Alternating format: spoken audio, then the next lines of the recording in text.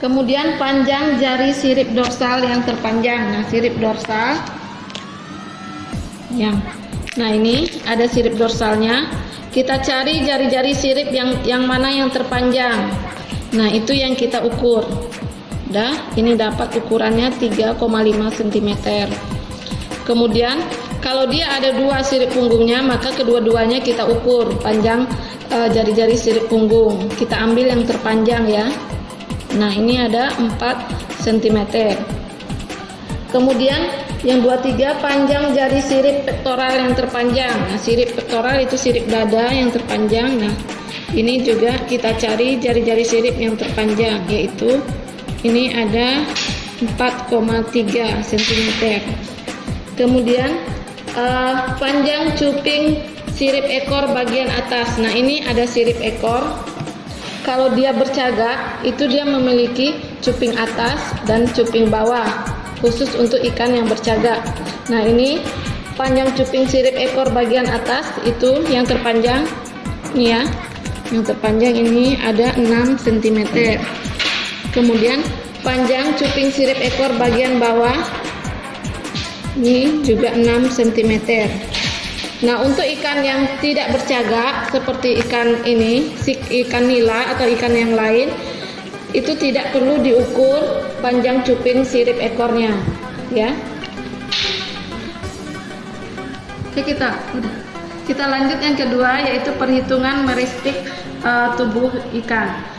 Meristik merupakan bagian tubuh ikan yang bisa kita hitung. Nah, misalnya jari-jari sirip dan sisik pada ikan yang bersisik. Nah, untuk jari-jari sirip pada setiap ikan itu kita hitung jari-jari lemah dan jari-jari kerasnya berapa. Nah, pada ikan kan ada 5 macam sirip ya.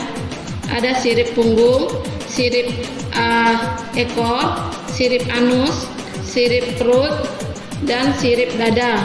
Nah, kelima sirip tersebut itu terdiri dari jari-jari sirip. Jari-jari sirip ada yang lemah dan ada yang keras. Nah, untuk jari-jari sirip keras yaitu seperti ini. Nah, ini dia berbentuk seperti duri ya. Ini berbentuk seperti duri. Nah, coba perhatikan di sini tidak ada cabangnya. Tidak ada cabang. Dan sini ada bergerigi di depannya. Itu yang keras, itu seperti duri. Kemudian ada jari-jari sirip lemah. Nah, ini yang di belakang ini jari-jari sirip lemah, yaitu ini dia bercabang. Terdapat cabang-cabang. Nah, untuk perhitungan jari-jari sirip, untuk yang pertama yaitu sirip punggung. Nah, kita hitung jari-jari sirip punggungnya. Yang keras ada 1, kemudian lemah 1, 2, 3, 4, 5, 6, 7. Ada 7 ya. Jadi untuk penulisannya, untuk jari-jari sirip punggung, nah di sini kan ada jari-jari kerasnya 1, kemudian jari-jari lemah 1, 2, 3, 4, 5, 6, 7. Nah, untuk penulisannya itu seperti ini ya.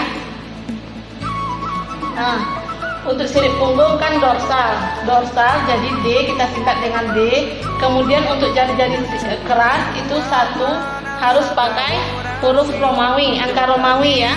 Kemudian yang lemah itu memakai angka biasa. Kemudian yang kedua yaitu jari-jari sirip pektoral, nih sirip dada. Nah, ini jari-jari kerasnya 1. Kemudian ini jari-jari sirip lemahnya ada 8 ya. Jadi penulisannya yaitu P pektoral. Sirip dada itu bahasa ilmiahnya pektoral. Jadi kita singkat dengan P. Kemudian jari-jari kerasnya ada 1, lemahnya ada 8 ya. Kemudian jari-jari sirip perut ini tidak ada yang keras ya, dia cuma lemah semua, yaitu ada 6. Jadi langsung aja P.6. Kemudian pada sirip anal ini juga lemah semuanya, itu ada 12 jari-jari sirip lemah ini ya, A.12. Kemudian yang terakhir yaitu sirip ekor atau sirip caudal. Nah, ini kita hitung, ini ada 25 jari-jari sirip lemah ini ya, C.25. Jadi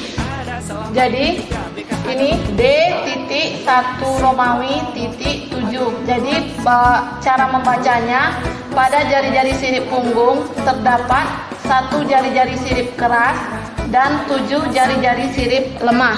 Nah, begitu juga selanjutnya dengan ini, itu bagian pektoral atau sirip dada. Ini ventral, sirip perut, dan sirip anal dan sirip kaudal. Atau beda di sini. Untuk perhitungan sisi pada ikan itu coba lihat halaman 37. Nah, yang pertama itu sisi yang dihitung adalah sisi pipi.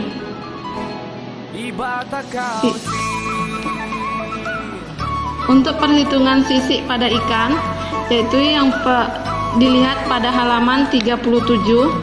Yang pertama yaitu sirip di depan sirip punggung. Nah, ini ya, sisi di depan sirip punggung. Nah, ini mulai dari awal sirip punggung sampai dengan kepala bagian atas. Nah, dari sini sampai ke sini. Nah, kita hitung sisinya ada berapa. Ini menggunakan jarum ya.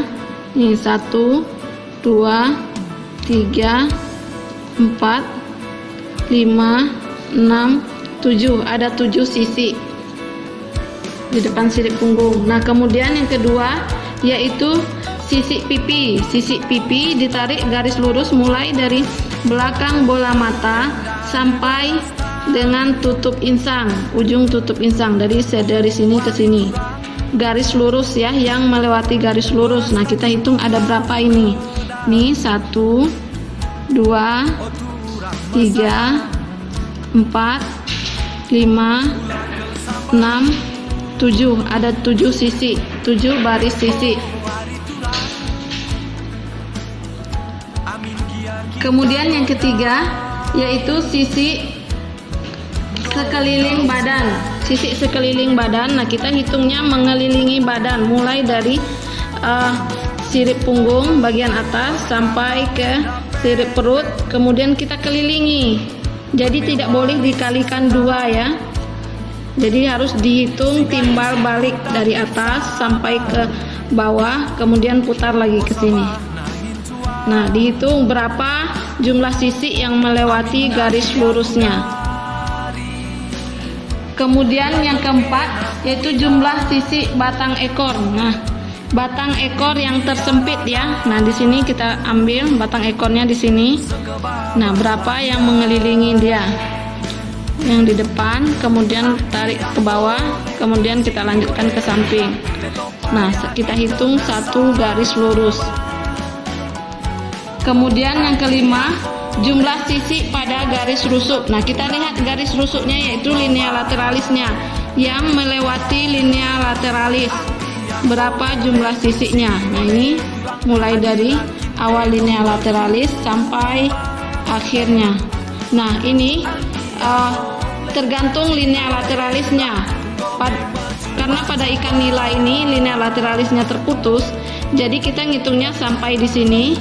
Kemudian kita sambung lagi ke bawah. Nah, ini kan ada lagi linea lateralis. Nah, untuk yang sempurna seperti ikan senangin, nah ini kita hitung aja sepanjang linea lateralis ini, dia akan tidak terputus. Ini untuk yang linea lateralis lengkap dan sempurna. Kemudian jumlah sisi di atas dan di bawah garis rusuk. Nah, ini seperti ini ya.